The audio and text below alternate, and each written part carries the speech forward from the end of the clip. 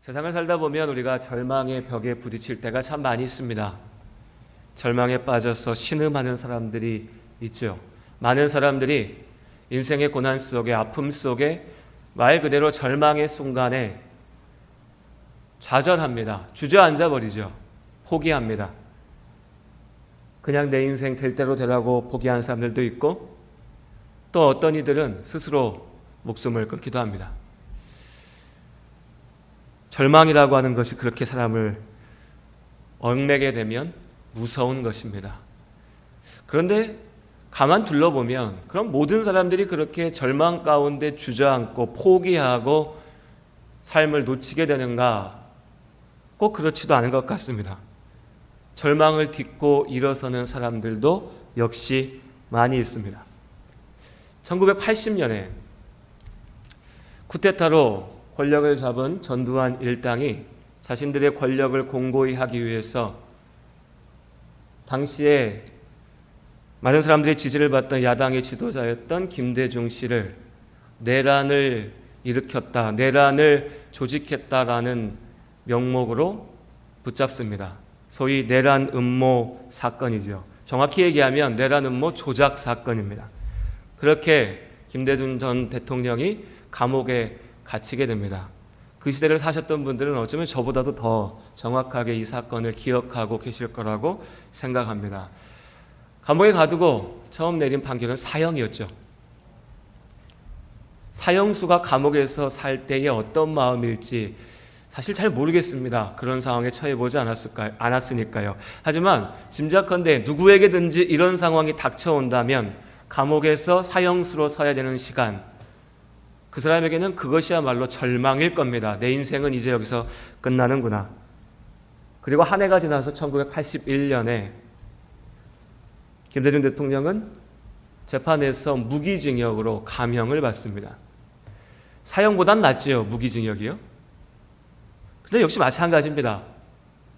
무기징역, 감옥에서 영원히 있어야 하잖아요. 죽을 때까지 감옥에 있어야 된다는 게 무기징역입니다. 하물며 그 당시에 권력을 잡은 이는 자신을 죽이려고 하는 사람들입니다. 그 권력이 언제 끝날지 아무도 모릅니다. 그 전에 박정희 정권도 긴 시간을 이어져 갔으니까요. 그런데 그 감옥에서 김대중 대통령이 보낸 편지가 있습니다. 그 중에 한 구절을 제가 읽어드리면, 하나님의 무한하신 사랑으로 목숨을 다시 보존하게 된 것을 생각하면, 특히 일생에 4번이나 목숨을 건져주신 하나님의 은총을 생각하면 한없는 감사와 기쁨을 느낄 뿐이다. 나는 이제부터 겪어야 할 긴 시련의 나날을 오직 주님의 뜻에 맡기면서 이 기회를 나의 영적인 심화와 지식 향상의 기회로 삼으며 건강의 유지에 힘써서 앞으로 주님의 원하시는 도구로 쓰여지는데 좀 더 쓸모있는 능력을 갖추고자 마음먹고 있다. 무기징역수 김대중이 자신의 가족, 자녀들에게 보낸 편지의 한 구절입니다. 이해가 잘 안 갑니다. 일생에 4번이나 목숨을 건져주신 하나님의 은총, 뒤집어서 생각하면 살면서 4번이나 죽을 뻔했다는 겁니다. 여러분 인생 가운데 4번이나 죽을 뻔 해보신 적 있으십니까? 저는 없습니다. 그래서 이게 어떻게 감사와 기쁨의 제목이 될 수 있는가? 무기징역수가 이제 이 시간들을 건강을 잘 지키고 공부를 더하고 내가 영적으로 더 잘 세워지는 시간으로 사용하겠다. 그래서 하나님의 원하시는 도구로 쓰여질 수 있도록 준비하겠다. 청소년들에게, 20대 청년들에게 수련회 가서 하면 맞을 것 같은 이야기입니다. 그런데 감옥에 갇혀서 언제 나올지 알 수 없는 사람이 고백하는 고백입니다. 절망에 부딪혔을 때 어떤 이는 그 절망 가운데 인생을 포기합니다. 절망에 부딪혔을 때 어떤 이는 그 절망 속에서 내가 나아갈 길을 바라보면서 그날을 준비합니다. 무엇이 이 차이를 만들어낼까요? 거대하고 큰 사람들의 이야기가 아닙니다. 어떤 대단한 위인들의 이야기도 아니죠. 우리 삶 속에서 우리가 보는 겁니다.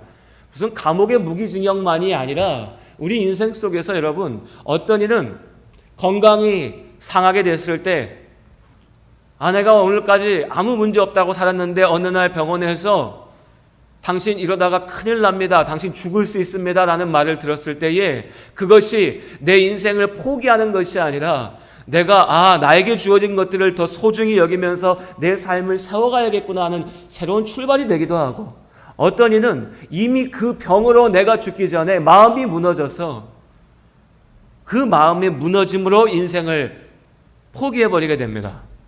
어떤 이는 내가 꿈꾸던, 내가 이루어왔던 내 인생의 유업, 내 사업이, 내 자리가 무너지게 됐을 때 내 인생의 끝이라고 포기해버리지만, 어떤 이는 그 자리에서 새로운 인생을 새롭게 세워가는 거죠. 무엇이 이러한 차이를 만들어낼까? 똑같이 절망 앞에 섰는데 왜 서로 다른 길을 향해서 나아가는가? 오늘 우리 말씀 속에서 이 차이에 대한 원인을 찾아볼 수 있기를 원합니다. 바로 요셉의 이야기입니다. 요셉은 절망 가운데 부딪혔습니다. 어린 나이에 요셉은 금수저였습니다. 요셉의 아버지 야곱은 부자였거든요. 자기 동네에서 떵떵거리는 부자였습니다. 왕까지는 아니었지만 주변 사람들이 꽤나 부러워하는, 왕들도 함부로 대할 수 없을 만한 그만한 부자였습니다. 그 부자의 사랑받는 아들이 요셉이었습니다. 그런데 그렇게 사랑받던 요셉이 형들에게 미움을 받아 노예로 팔려가게 되죠. 형들에게 미움받는 것도 괴로운 일인데 그 형들이 나를 노예로 팔아버렸습니다. 그리고 이제 창세기 39장의 말씀은 노예로 팔려온 요셉의 이야기를, 요셉이 겪어야 했던 일들에 대해서 이야기하고 있습니다. 팔려갔습니다. 말 그대로 노예입니다. 이집트의 장군의 집에 노예로 살게 됐죠. 그렇게 노예로 살던 자리에서 그래도 좀 살만한 모습이 보이나 싶었는데 이내 누명을 쓰게 됩니다. 아마 우리 성도님도 잘 아시는 사건일 겁니다. 그 집 안주인이, 그 집 여자가 요셉을 꼬시죠. 요셉이 참 잘생겼던 것 같아요. 그의 어머니 라헬도 아름다웠다라고 하고, 성경에 보면 요셉도 참 멋진 외모를 가지고 있었다라고 이야기합니다. 그렇게 요셉을 유혹하지만 요셉은 흔들리지 않죠. 그랬더니 감옥에 던져지게 됩니다. 예전에 한번 말씀드렸던 기억이 있습니다. 여러분 기억하세요? 사람이 살면서 가장 괴로운 일이 무엇인지? 억울함입니다. 억울함. 내가 나쁜 짓 해서 감옥 가면 좀 낫습니다. 근데 나는 온전히 올바른 길만 갔는데, 나는 흔들리지 않았는데, 나는 잘못한 게 없는데 누명을 뒤집어 썼을 때에 그것이 나에게 괴로움이 되는 거죠. 그것이 나에게 견딜 수 없는 아픔이 되는 겁니다. 오늘 요셉이 그런 자리 가운데 던져집니다. 자신은 주인에게 그래도 의리를 지켰는데, 자신은 부끄럽지 않은 행동을 했는데 그 결과는 자신이 감옥에 던져지게 되는 거죠. 그 감옥에서도 그래도 흔들리지 않고 살았습니다. 그리고 그 감옥에서 어쩌면 내가 나아갈지도 모르겠다, 내가 이 자리에서 나아갈 수도 있겠다 싶은 기회를 잡습니다. 파라오의, 이집트 왕의 측근들이 감옥에 갇히게 됐는데 그들을 돕게 된 거죠. 그들이 원하는 것들, 그들이 궁금해하는 질문에 대해 답을 줬습니다. 부탁도 했습니다. 당신들이 여기서 나가게 되면 그때 나도 좀 여기서 꺼내달라고. 그런데 창세기 40장 마지막 말씀이 무엇인지 아십니까? 여러분 40장 23절 말씀 같이 한번 읽어볼까요? 술 맡은 관원장이 요셉을 기억하지 못하고 그를 잊었더라. 요셉의 말씀을 참 많이 읽었죠. 저도 그렇습니다. 근데 오늘 말씀을 준비하면서 다시 한번 창세기 39장과 40장의 말씀을 쭉 읽고 묵상하는데 23절의 말씀이 새롭게 마음에 닿았습니다. 요셉을 기억하지 못하고 그를 잊었더라. 노예살이를 했습니다. 그러다가 누명을 쓰고 감옥에 갇혔지요. 그 감옥에서 나아갈 수 있을까 기대를 가졌는데 그는 그 감옥에서 잊혀졌습니다. 감옥에 들어가 있는 사람이 잊혀진다는 거 얼마나 무서운 얘기입니까? 누구도 나를 위해서 애쓰지 않는 겁니다. 누구도 나를 그 감옥에서 꺼내주려고 하지 않는 거죠. 소망이 다 사라졌습니다. 기대할 것이 아무것도 없지요. 그냥 그렇게 감옥에서 사는 겁니다. 말 그대로 절망, 인생의 밑바닥, 다윗의 표현으로 하자면 사망의 음침한 골짜기입니다. 그런데 이 상황 속에서도 요셉은 절망하지 않고 그 절망을 살아냅니다. 39장과 40장의 말씀은 말 그대로 요셉의 인생의 밑바닥인데 단 한 구절도 요셉은 내가 왜 이러는지, 왜 나에게 이런 일이 생겨야 되는지 원망하거나 불평하거나 절망 가운데 사로잡히지 않습니다. 물론 요셉도 사람인데 왜 그런 마음이 없었겠습니까? 그런 생각들이, 그런 감정이, 그런 답답함이 요셉의 마음을 스치고 지나갔을 겁니다. 하지만 그는 그 순간 가운데도 결코 자신의 인생을 포기하지 않았습니다. 던져버리지 않았죠. 될 대로 되라고 내놓지 않았습니다. 이제 다 끝장났다라고 스스로 목숨을 버리지 않았습니다. 그 속에서 살아냈습니다. 견뎌냈지요. 기다렸습니다. 하나님의 뜻을, 하나님의 인도하심을, 하나님이 나를 살리실 그 시간을요. 그는 어떻게 그렇게 할 수 있었는가? 먼저는요, 하나님께서 요셉과 함께 하셨습니다. 오늘 39장의 말씀에 계속해서 하나님께서 이 사실을 확인하십니다. 우리 39장 2절 말씀 같이 한번 읽어보겠습니다. 함께 읽겠습니다.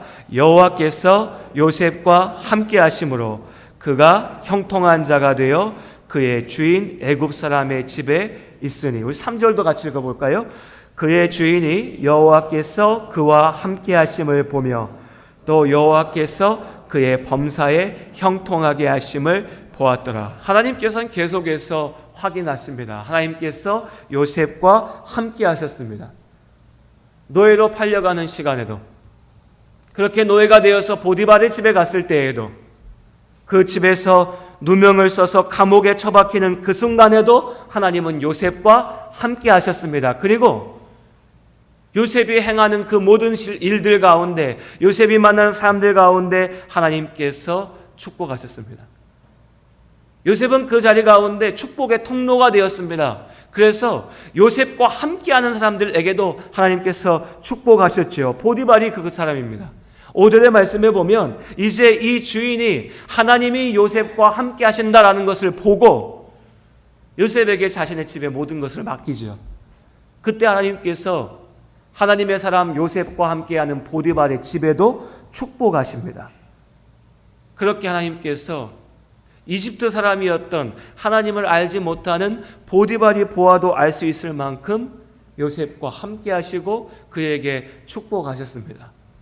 절망 가운데 있었지만 그 절망을 이길 수 있는 은혜가 요셉의 삶 속에 주어진 것이죠. 감옥에서도 마찬가지입니다. 죄수가 되었지만 하나님께서 그 죄수된 요셉을 축복하셔서 감옥에서도 요셉은 인정받게 되고, 그가 죄인의 자리 가운데 있었지만 마치 간수와 같은 역할을 행할 수 있게 인도하십니다. 하나님께서 그렇게 그를 지키신 거죠.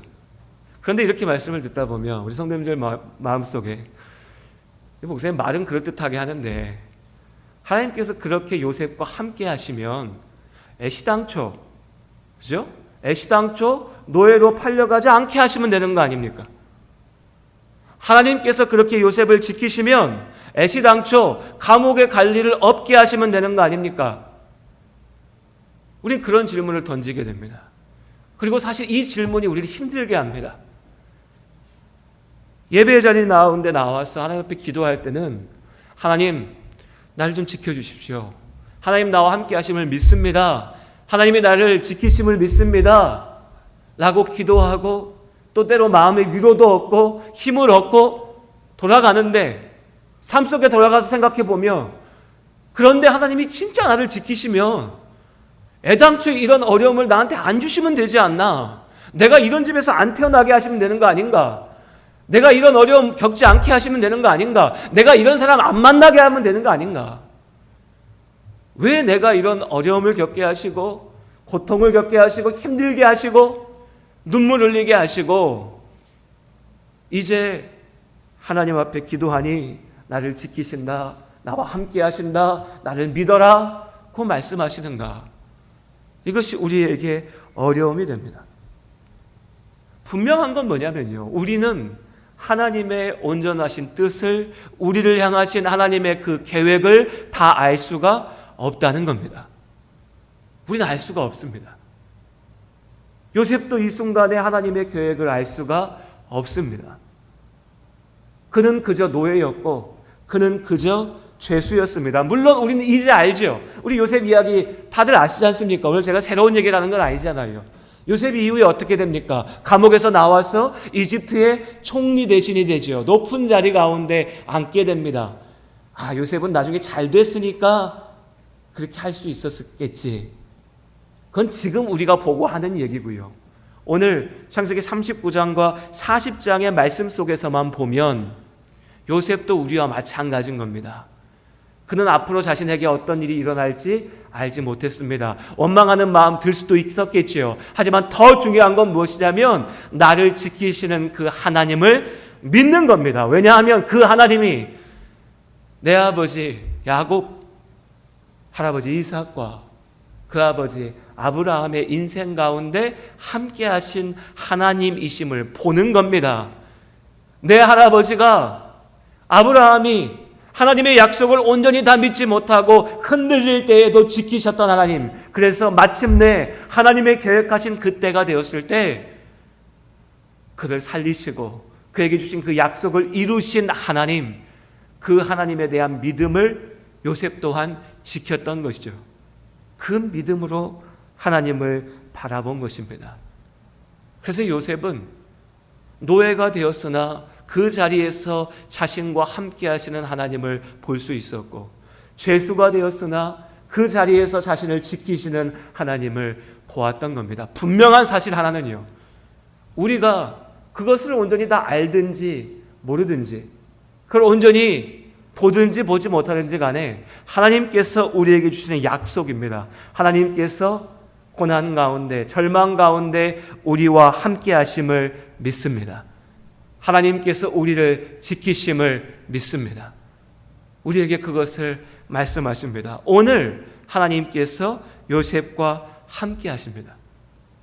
그런데 여러분, 여기서 한 가지요, 우리가 기억했으면 하는 것은, 참 행복한 사람은요, 참 행복한 사람은 땀 흘려 열심히 일한, 무더위 속에 땀 흘려 일한 여름날에 잠시 일을 멈추고 그늘에 앉아 있을 때 그때 불어오는 바람의 시원함을 느낄 줄 아는 사람입니다.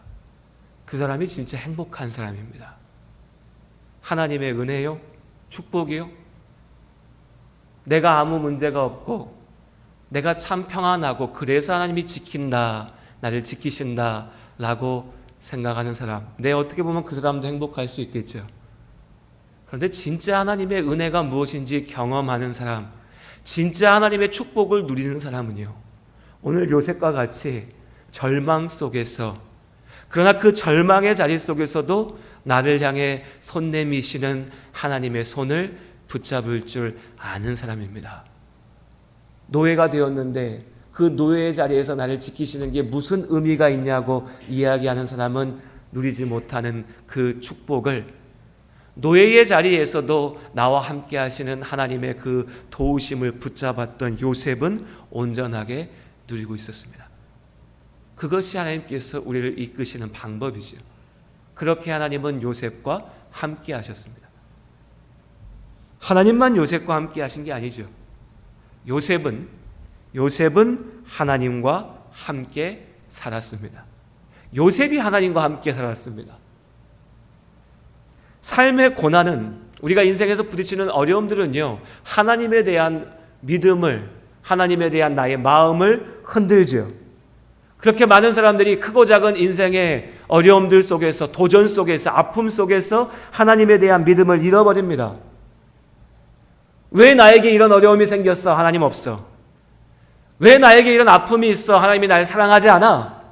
혹은 잘 되면 잘 되는 대로, 하나님 없어도 내가 살만하네, 괜찮네, 그렇게 우리는 인생 가운데 하나님을 떠나고 하나님을 잃어버릴 여러 가지의 이유들을 찾아냅니다. 그렇게 가볍게 하나님 앞에 서 있는 사람들에게 나의 고난에도 불구하고 하나님이 나를 사랑하신다, 이런 말이 귀에 들어올 리가 없지요.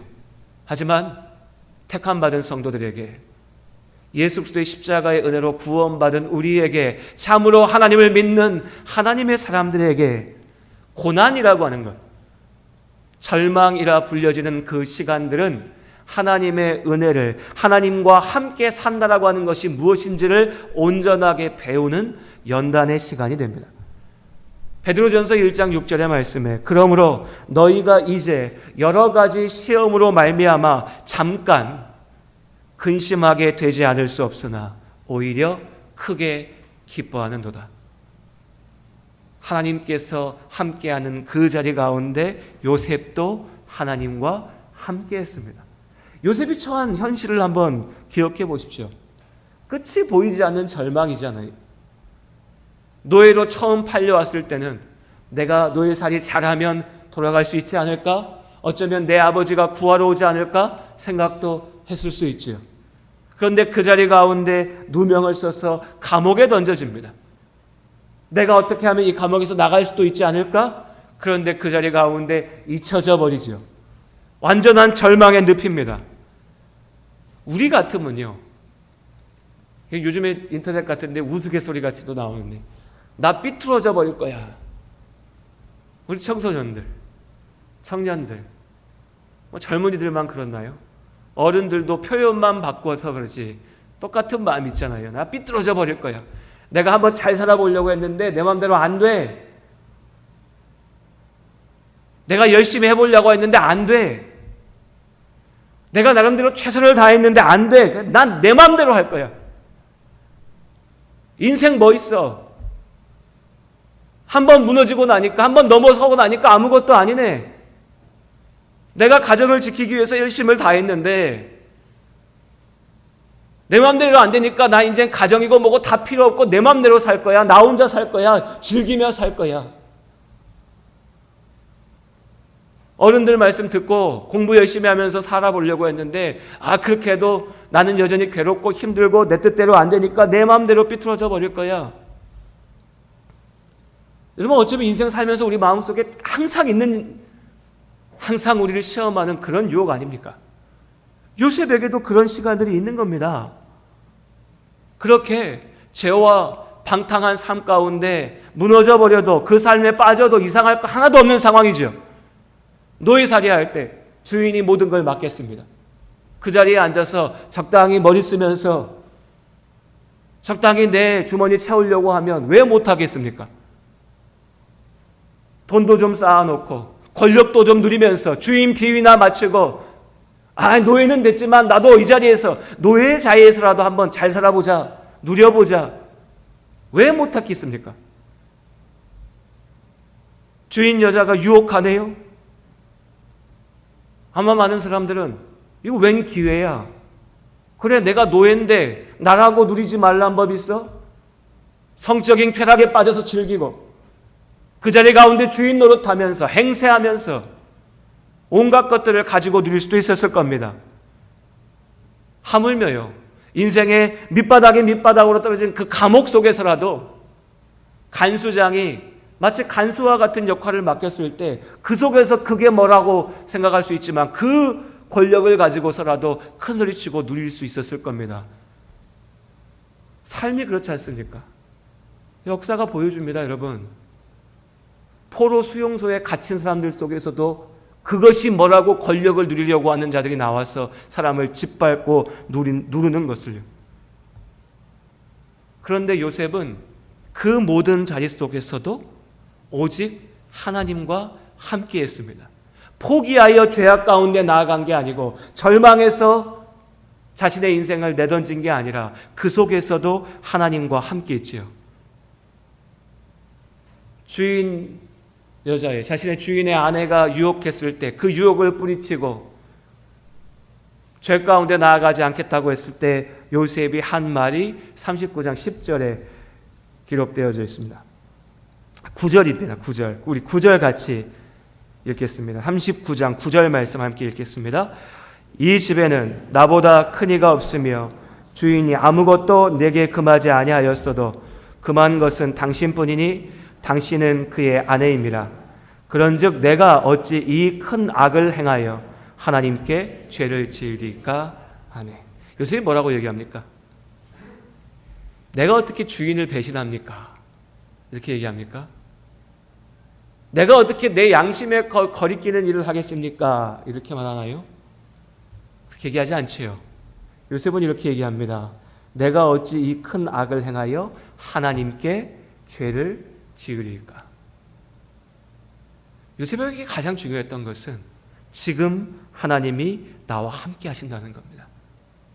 그래서 그 요셉은요, 물론 보디발을 위해서도 죄를 지어서는 안 되겠지만 그 보디발을 위해서가 아니라 하나님을 위하여 나와 함께 하시는 하나님께 죄를 지을 수 없었습니다.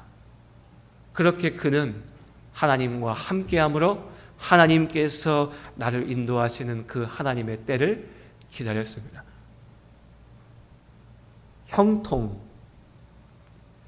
형통함이라는 것을 생각해 봅니다. 우리가 생각하는 형통은요, 나의 뜻대로 이루어지는 삶입니다. 내가 바라는 대로 이루어지고 내가 계획한 것들이 이루어지는 것, 그것이 우리가 이야기하는 형통함이죠. 우리의 기준대로 바라보면 요셉은 결코 형통하지 않았습니다. 오늘 그는 노예였고 죄수였으니까요. 그런데 창세기 39장에서 하나님께서는 계속해서 그가 형통하다, 그가 형통했다라고 말씀하십니다. 우리가 볼 때 요셉은, 우리가 아는 요셉의 이야기에서 요셉은 나중에 총리가 되었을 때 비로소 형통해지는 것 같지만 하나님께서는 그가 노예되었을 때, 그가 죄수일 때 이미 그가 형통하다 하십니다. 사람들에게 잊혀졌던 그 순간에도 요셉은 형통했습니다. 왜냐하면 하나님의 형통함은, 하나님께서 형통하게 하심은 하나님과 함께하는 그 시간이기 때문입니다. 하나님과 함께하는 자리가 복된 줄로 믿습니다. 내가 하나님과 함께할 때, 하나님이 나와 함께하실 때, 그때 하나님이 우리를 형통하게 우리의 모든 일들을 인도하시는 겁니다. 어쩌면 사망의 음침한 골짜기에, 어쩌면 인생의 절망 가운데, 고통 속에, 길이 잘 보이지 않는 어려운 문제 가운데 부딪혀 있는 우리 성도님들에게 오늘 여러분의 앞서, 우리의 앞서 그 절망의 길을 걸어갔던 요셉의 삶이 위로가 될 수 있기를 원합니다. 노예된 자리에 갇혀서 하나님을 보지 못하면 안 됩니다. 죄수의 자리 가운데 절망하여 나를 향하신 하나님의 손길을 놓아서는 안 됩니다. 지금 우리 성도님들의 삶을 아프게 하고 어렵게 하고 그래서 내가 절망이라고 느끼는 그 문제가 무엇인지 알 수 없지만 분명한 사실은 그 자리 가운데도 하나님께서 함께 하십니다. 그 함께 하시는 하나님을 내가 믿음으로 바라보고 하나님과 내가 함께 할 때 그 자리가 형통의 자리이고 하나님께서 그 절망 가운데 우리를 살리실 줄로 믿습니다. 이 믿음으로 나아가시기를 예수님의 이름으로 축복합니다. 하나님께서 여러분을, 우리를 형통하게 하십니다. 이 약속의 말씀을 붙잡으시기를 바랍니다. 기도하겠습니다. 하나님,